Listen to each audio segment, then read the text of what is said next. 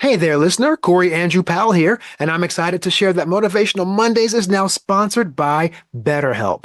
Feeling stressed or anxious? Well, BetterHelp brings you online therapy that's convenient and affordable. NSLS members get 50% off your first month of BetterHelp when you sign up at betterhelp.com/NSLS or click the link in the show notes. Start your journey to better mental health today.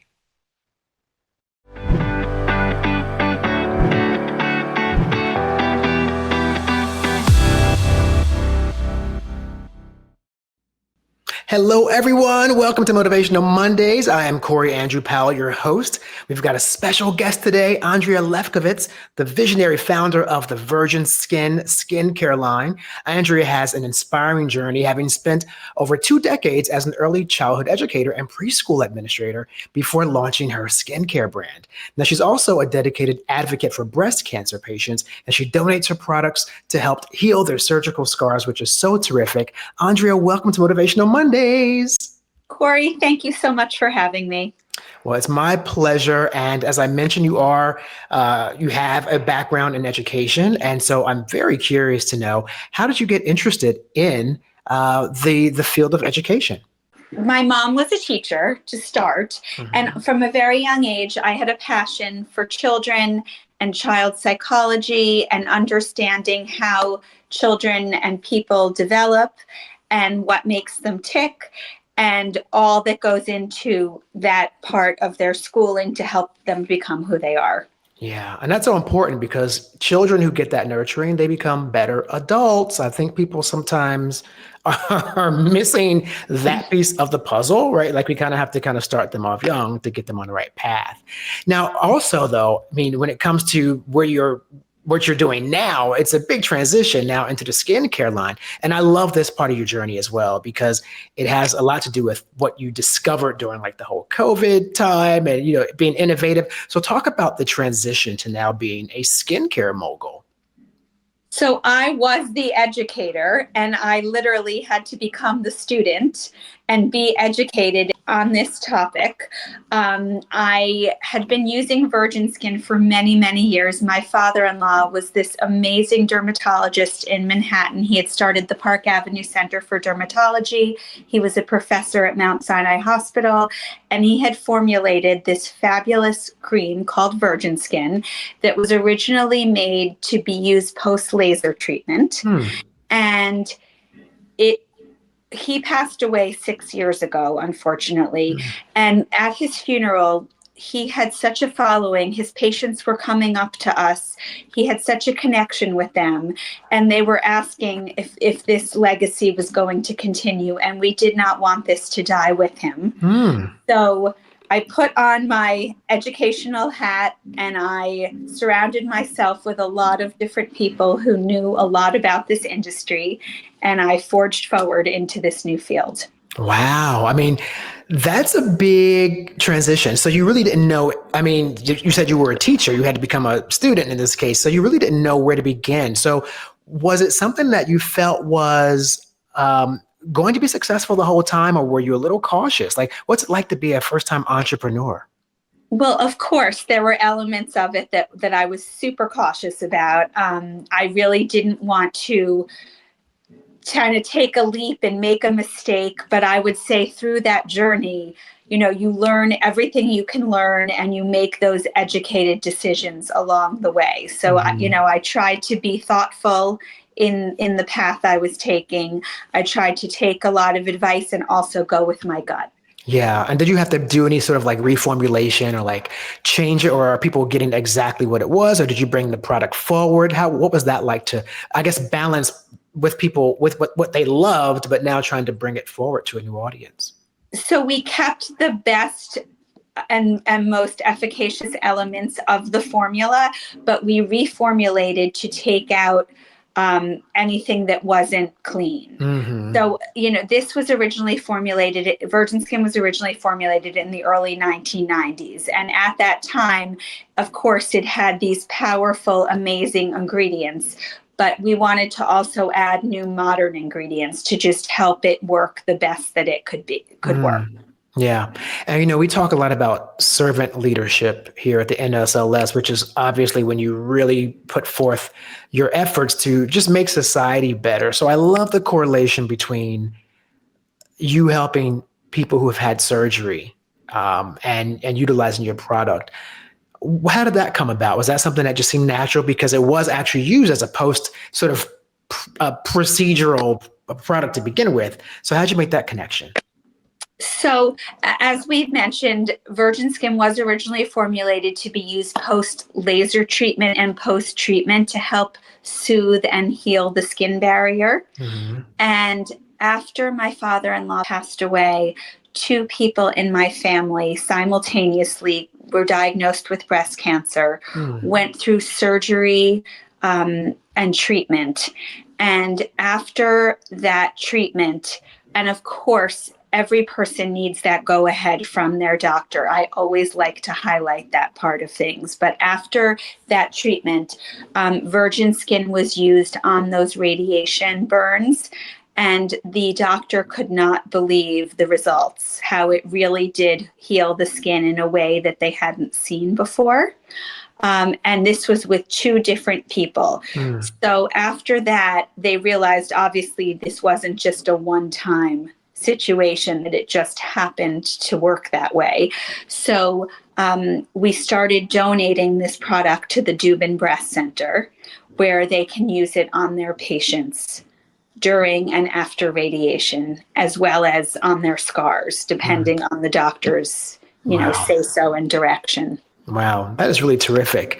And I mean, it's one of those things too where I think people have like what they have to call happy accidents in many ways, where you find out these wonderful things that kind of sometimes even evolve during difficult times. And so the pandemic for you, if I'm not mistaken, was a time when you really were working on this, correct? Yes. So as many people were home and kind of in isolation or not in an office setting, I used this time, as well as the other people on my team. We all were trying virgin skin in different iterations, adding ingredients, taking ingredients away to help come up with the best formula possible. And this was all being done remotely. Yeah, a lot of innovation happened during COVID, which a lot of people, I guess, it's, of course, it was a very dark, negative time for us going through that. But I do believe that through that time, you're a prime example, new ideas, innovation happened. And I think it's interesting because do you think you would have done this if the pandemic was not happening? Would you have found that time to have done it? I would like to say yes, but Yeah. I do feel that I had a lot of time to try and reflect and do it in a very methodical and careful way, and not feel rushed because Yeah. the pandemic was happening. And now you have a whole line of other products. So it's not just, so Virgin Skins become the brand, but you have other products as well? So at the moment, we have the one SKU, the Daily Glow Active Hydrator. We have a full size and a travel size, and it's also refillable. So we also have the refill, and we have other products that are in the pipeline as we speak. I think for you too, what's great, you were in like a really terrific position because being an entrepreneur with a brand new product must be terrifying. I mean, we all watch Shark Tank clearly, so we know what that could be like. But you had the best of both worlds, sort of. You had this time to develop, to bring something that already was beloved. So in that respect, I guess you might have had a little easier, but I'm sure it wasn't a cakewalk. So what was something that surprised you on the scary side of being an entrepreneur, just for anyone who's listening who wants to start a business? Something that kind of scared you, you're like, oh, I don't know about this. Or was there anything at all? Yes, absolutely. I would say the needing to educate myself and also during the process take risks. That was the part that was scary to me because in my past career, that was not something that I did a lot of. I had a textbook.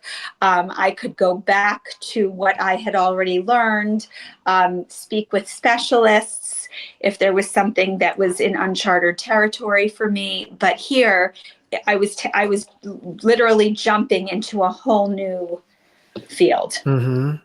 And I think that speaks to something else we discuss here a lot. When I talk to successful CEOs, people who've done things in life that have really turned out well, very often there is a common thread of an obstacle, a fear that they faced. They said, you know what? I'm going to face this head on and get through it and rely on my own ingenuity, my own abilities to get through it. So did you find that you had to really sort of get to this place of trusting yourself in a very new way than you've ever done before? Absolutely. I did need to learn to trust myself, and it's something that I do each and every day, kind of relearning that. Mm-hmm. I also surrounded myself with a wonderful team of people that I trust and that I could look to. So while I was kind of navigating that ship, I also had people that I could draw trust from. Yeah, no, and that's another big one. No one does it alone. Typically, we find people who are very successful, it is because they got some really smart people around them. And if you had to say that there was like this one most challenging, though, component to starting your own business, like what would that one thing that was like, oh my gosh, I don't know how I got through that, but I did? So I would say learning about the different elements of starting a business, because it's not just one singular thing that has to happen to really cultivate a successful business. You have to for my business, I had to learn about the scope of social media. I had to venture into the PR world while also getting this formulation right. Yeah, yeah. I mean, that's why it comes into play to be able to bring other people to the table with you as well. And I know also sustainability is a big part of what you do, especially when it comes to the packaging.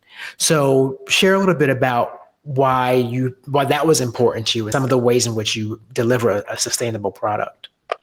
So I am so mortified with the direction that the environment is going in at this time. And I think there are things that we can all be doing to help sustain the environment and take care of it in a better way. So the packaging was super important to me, to really get that right. And there are so many elements that go into that I didn't realize. Even certain colors, if you use silver on your packaging, that's not always falling into the bucket of sustainability. So there are lots of different elements that you need to be very aware of while navigating this. See, I didn't even think about that because now I'm thinking of like when I'm walking through Sephora and there's like metallics everywhere on every box. So you're saying in order for them to get that, there's some stuff that's going on environmentally that might not be the best for the planet. Some of the time, unless they know something I don't, absolutely. Because yes, everything from color to material, all of these different things play into being able to recycle and for it to be sustainable. Right. And so, and also refillable packaging for you too, right? So you're using a product in which you can buy a refill and then refill your original containers. Absolutely. You just unscrew the old one, take it out, you can recycle it, and then you replace it with the new refill. Okay. I love that. People who put their money where their mouth is, they don't just, talk the talk, they walk it as well. And it makes me wonder though, when I hear all this stuff about, we don't do animal testing on our products, but then now I'm going to look at their packaging too, because I didn't realize till this moment that, the product itself is one thing, packaging is a whole other part of that when you're trying to be a socially conscious company. Yes. So, wow, that's really great. Now, what are the future plans for Virgin Skin? Anything going on that's like kind of new? You want to give us a little look into the future? So we have a few different things happening right now. We're working on a few new products that we will add to our repertoire to kind of be used in addition to Virgin Skin. Virgin Skin is really going to be our hero SKU. I feel in my regimen, it is the one product that I need. You can use it with other things, but it is really all that you need. You can put on your sunscreen and go, and then you can use it in the evening as well.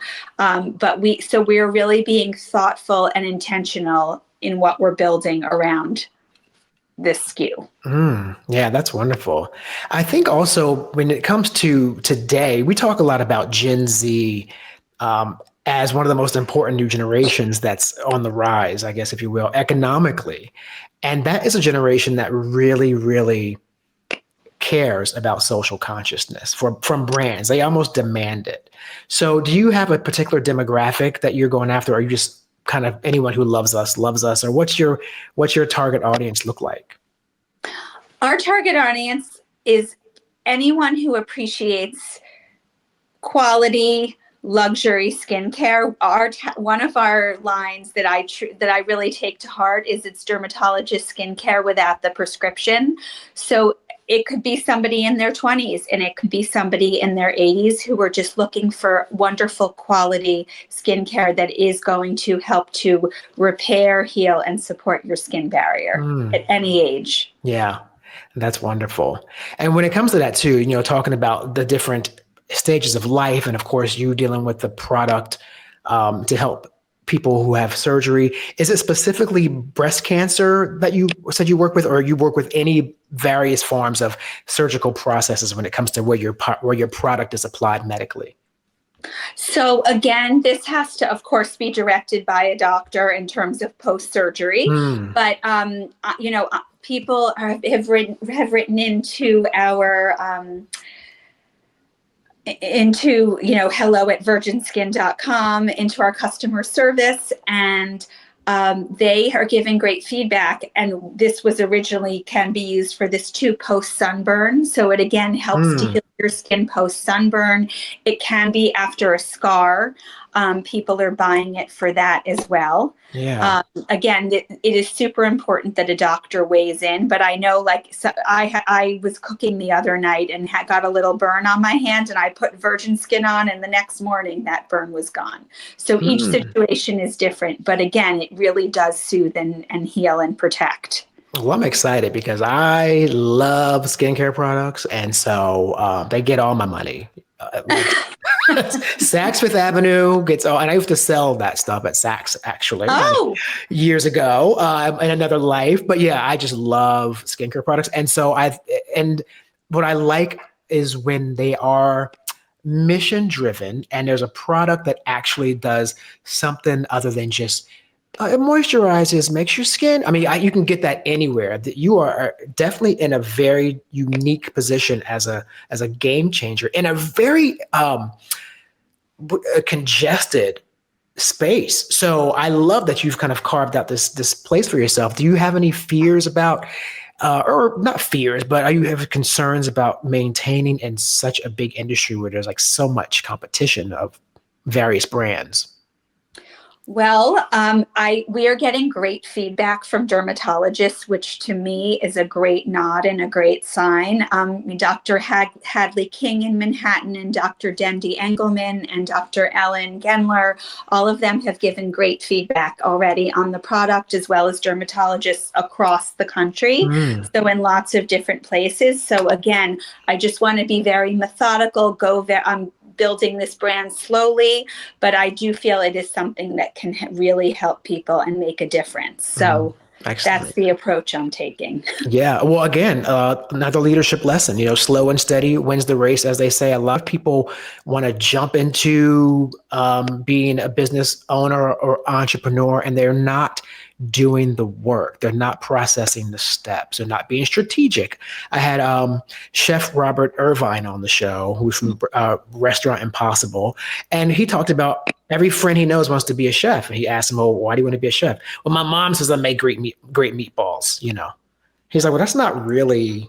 Is that your strategy? Like your mom says you make great meatballs." Like people don't realize the work that goes into the building of a business and a brand. So I love that your message is, be methodical, take your time, and don't rush the progress or the process.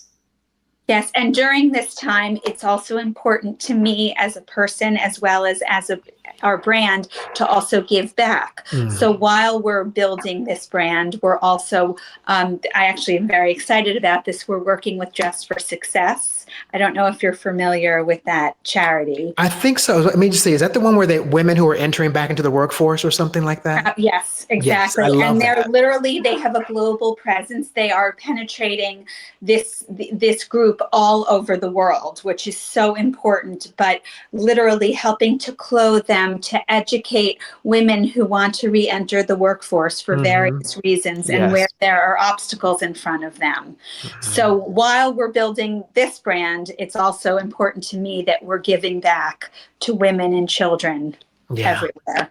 That's wonderful. And that's, I'm so happy to hear you say that, because we love to highlight guests like yourself who are doing things like that for the community, because we talk a lot about community-based leadership as well, helping globally when you can. And we have guests on the show like Dana Marlowe, who educated me and a lot of our guests about period poverty. I didn't know what that was. Women who need, feminine hygiene products in a crisis, whether they be women in the shelters or people who are in a natural disaster. And society doesn't think about women in that regard, about, well, women need specific things. So I love to now be able to add what you're doing to that list when we highlight brands and women doing great work like that. So thank you for sharing that. That's really important for us. And thank you for highlighting that, because it is so important. And I'm so grateful to people like you who shed a spotlight on that. Well, thank you again for all you do. And I'm so glad, again, to know that you are out there and that you're doing this wonderful work, and congrats on the business.